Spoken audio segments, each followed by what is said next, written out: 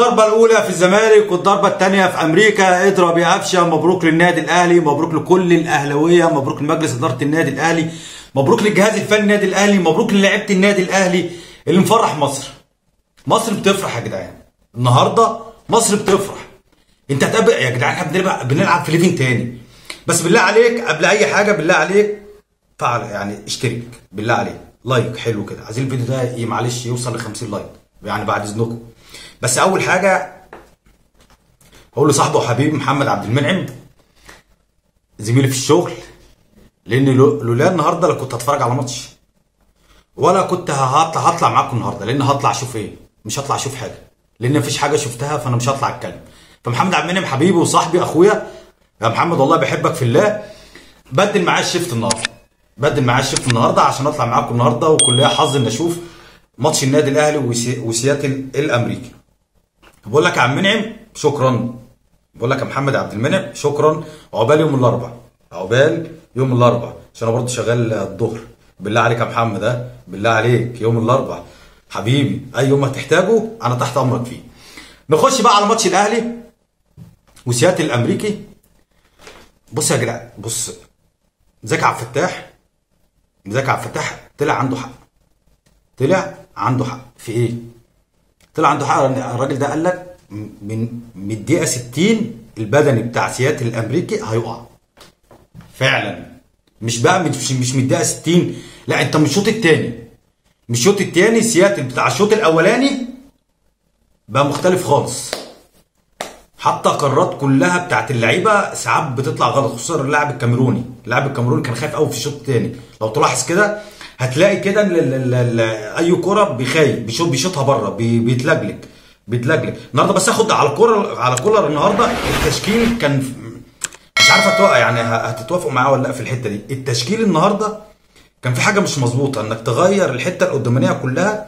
احنا عارفين الشحات مع محمد هاني جابها ولا اروع، الاثنين فاهمين بعض والاثنين بيفتحوا لبعض، والشحات بيرجع يساعد مع محمد هاني، ومحمد هاني بيطلع يساعد في الهجوم مع حسين الشحات، والاثنين فاهمين بعض. تعال على الناحيه الثانيه احمد عبد القادر مع علي معلول، الاثنين فاهمين بعض قوي.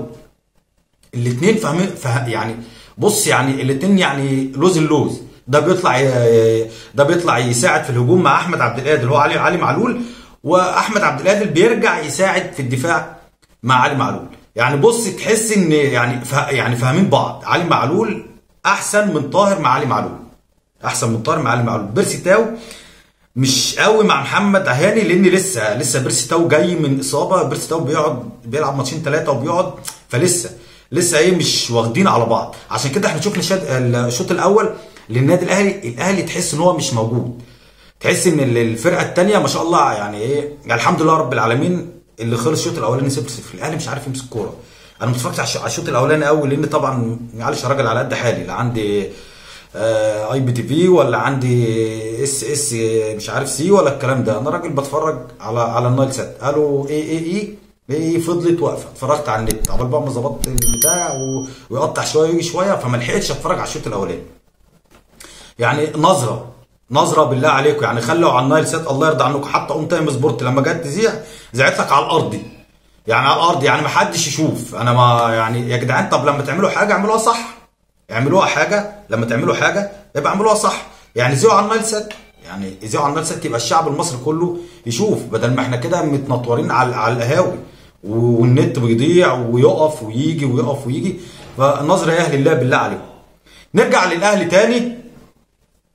هو بس كان الحته بتاع الكولر دي اللي انا بقول لكم واخد عليه. بس انا كان نفسي بيرسي تاو يلعب مهاجم مكان كهربا، وكان الشحات مع محمد هاني، احمد عبد القادر مع علي معلول. بص بس زي ما تقول الراجل كان عايز، لان هم طبعا هينزلوا عندهم حماس، اللياقه البدنيه بتاعتهم هيقعوا الشوط الثاني، لان التغييرات اللي عملها مارسيل كولر النهارده، لا كان ليها ثمار الصراحه. الاهلي ركب ودلدل كمان، احمد عبد القادر لما رجع مع علي معلول، لا بقى حاجه ثاني بقى يعني. وبيرسي تاو كان فايق قوي الشوط الثاني. ايوه كده يا بيرسي تاو، احنا عايزين بيرسي تاو. ايوه هو ده اللي جاي من الدوري الانجليزي، ده كده بيرسي تاو اللي جاي من الدوري الانجليزي. مصر بتفرح. قفشه النهارده جون، يعني بص اللهم صل على النبي.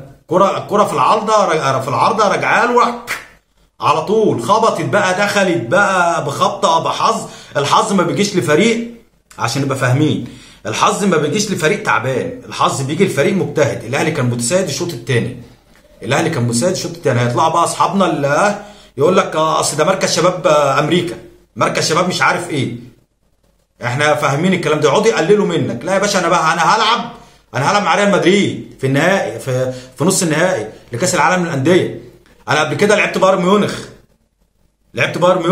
انت حضرتك بتلعب مع مين؟ بتلعب مع فيوتشر، مع بيراميدز، مع يعني انا يا جدعان مستوى الاهلي بيقل، والله العظيم مستوى الاهلي بيقل لما يقابل فاركو وفيوتشر والزمالك والترابات التتيت اللي احنا بنشوفها دي كلها اونطه في اونطه.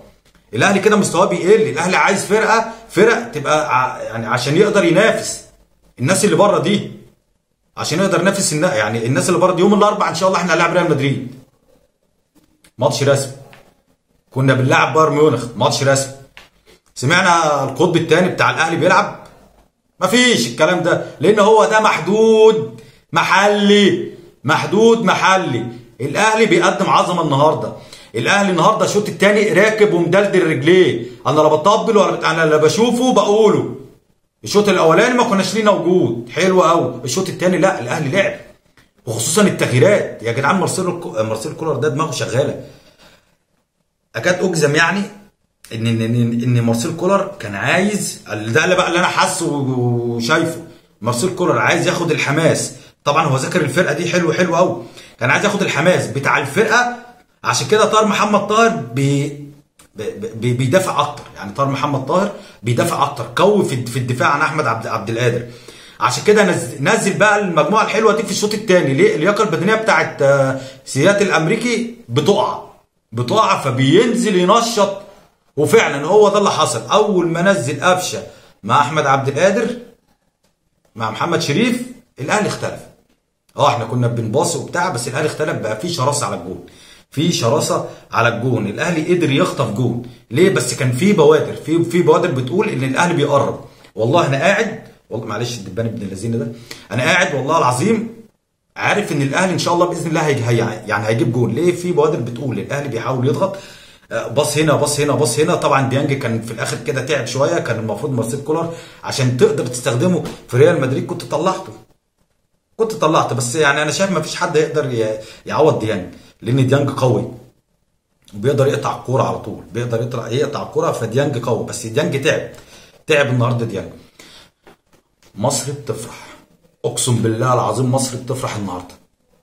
مصر النهارده هتبات فرح، شعب المصري كله هيبات فرحان النهارده. يا مسؤولين الله يرضى عنكم، لما تيجي تعملوا حاجه اعملوا حاجه صح. قلت هذيع على اون تايم سبورت الارضي يا حلاوه. انا ما عنديش الارضي ولا عندي اريال ولا عندي بتاع، ولسه قبل ما اروح اجيب واعمل واظبط وهق هتلاقي الدنيا ضاعت منك خلاص. هتلاقي الشوط الاولاني بقى قبل ما تظبط وكده كويس كده مش كويس. ما جاتش الحوارات بتاع زمان لو تفتكروا الايام الجميله دي بتاعت زمان، اللي هي تجيبوا القناه الاولى مش لا اعدل مش عارف ايه. فعلى المسؤولين لما تعملوا حاجه اعملوها صح. يعني والله العظيم الكوره الوحيده اللي بتفرح الشعب المصري. فبالله عليكم ما تضيعوهاش مننا، يعني ما تضيعوش الحته اللذاذه دي، لان هي الحاجه الوحيده اللي ببلاش، الحاجه الوحيده اللي انا بستمتع بيها وانا قاعد بتفرج. فما تطلعوش عينينا فيها. الله يرضى عنكم. مبروك للنادي الاهلي. هنقابل ريال مدريد، الاهلي هيقابل ريال مدريد. بص انا محضر كلام، بص عشان بس تبقى فاهم. انا بطلع والله بقول تلقائي، انا لا بقعد واقول مره واثنين وثلاثه وبعد كده اصور، لا انا اقسم بالله بقول تلقائي. حضرتك يا ريت تقبلها، يا ريت تقبل الحته دي، لان انا بقول تلقائي. انا لا بقعد اتفرج على دوك ولا بستنى دوك يقول ولا قاعد اقول 1 2 3 لا انا ما عنديش الكلام ده. نسيب بقى الانديه الحلوه دي اللي هي الزمالك والكلام الفاضي مع مشاكلهم بقى اللي هي المحليه دي. احنا خلاص احنا بقينا عالميين بقى. والله العظيم احنا بقينا عالميين. احنا ما الكلام ده خلاص ما بقاش ينفع معانا. المحل يعني هو المحل بيوصلك للعالميه، بس احنا عايزين ليفل اعلى بقى يا جدعان. احنا نلعب ريال مدريد، حبايبنا هيقعدوا يتفرجوا علينا، احنا بنلعب ريال مدريد. انت بتتكلم في الاهلي نادي القرن هيلعب ريال مدريد اللي بيقللوا من البطوله. شويه الجعانين بطولات وجعانين فوز وجعانين كل حاجه، بيقللوا من البطوله. ده كل نادي بطل في القاره بتاعته بيجي في كاس العالم للانديه.